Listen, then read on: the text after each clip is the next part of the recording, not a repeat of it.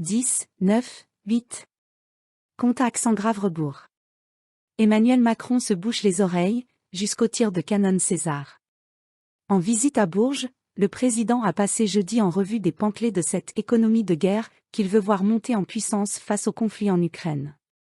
C'est le 9 novembre à Toulon que le chef de l'État fixera le cap de la future loi d'orientation militaire pour la période 2024 à 2030. En attendant ces annonces, il s'est rendu dans le Cher pour illustrer une armée et une industrie de l'armement qui, efforts budgétaires à l'appui, doivent s'adapter au retour de la guerre aux portes de l'Europe. L'accent est donc mis sur le César, dont 18 exemplaires ont été envoyés en Ukraine et 6 autres pourraient suivre prochainement. Dans un centre d'essai de la Direction générale de l'armement, Emmanuel Macron a inauguré le pas de tir rénové de ce fleuron de l'artillerie française, en l'absence des photographes et caméras.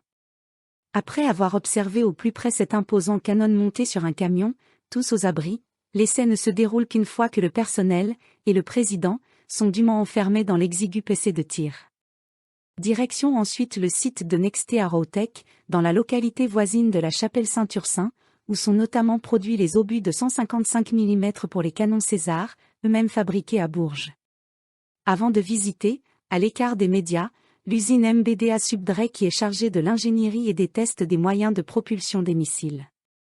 Devant les dirigeants de Nexté, pendant que les chaînes de montage vrombissent, le chef de l'État, et des armées, veut savoir s'il est possible d'accélérer la cadence de la production.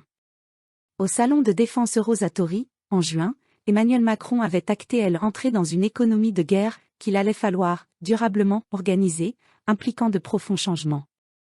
Si Paris a amorcé en 2017 une nette remontée en puissance des crédits défense après des années de disette, l'invasion russe de l'Ukraine et la nécessité de fournir des armes à Kiev pour résister dans la durée, implique d'aller plus vite, plus fort, au moindre coût, avait-il expliqué.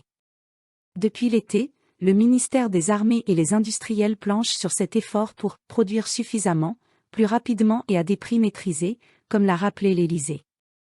Un objectif qui concerne les armes, mais aussi les munitions, il s'agit de compléter les stocks plus vite pour remplacer les canons et autres systèmes envoyés aux Ukrainiens, de produire missiles et obus qui partent beaucoup plus rapidement que prévu, au rythme du conflit. Et de s'assurer que l'armée française reste prête à faire face, elle-même, à d'éventuels conflits de haute intensité.